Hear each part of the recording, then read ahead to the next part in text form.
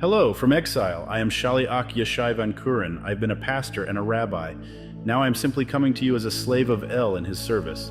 Today I am speaking of why Judaism and its presumptions of deliverance are incorrect with the model of desires Elah has given us.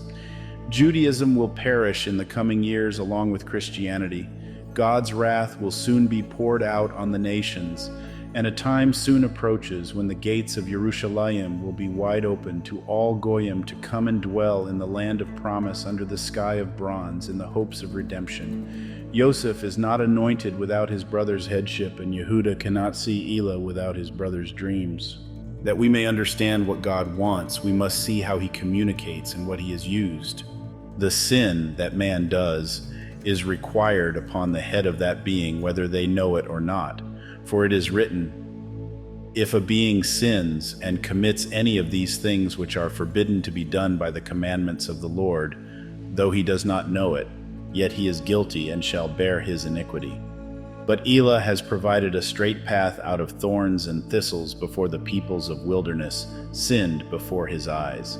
The Nevi Yehezkel spoke of the message of deliverance in the seraphim, which travels straight from the mouth of El on his throne, that each of the four winds would carry the good news, mounted up like the wings of eagles to receive forgiveness of sin, once the judgment has been accepted for such transgressions, in the return to the throne of the king of Yehuda, that the sky of Nachoset or bronze would extend to the days of the feet of iron, in the message of loving kindness towards the world.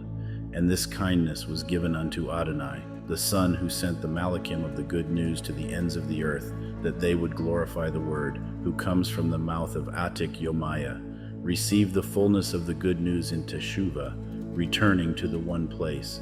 For the time is growing short, and El's wrath will be spilled upon the nations for the pride. Accept the judgment for your sin, and heed to the word given.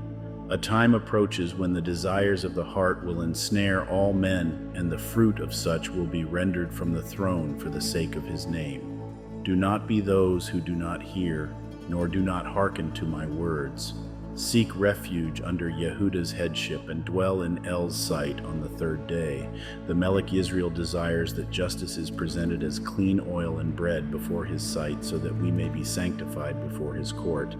Then the Mashiach will come unto his people, that the fullness of the Aleph will reign as a true reflection of the throne.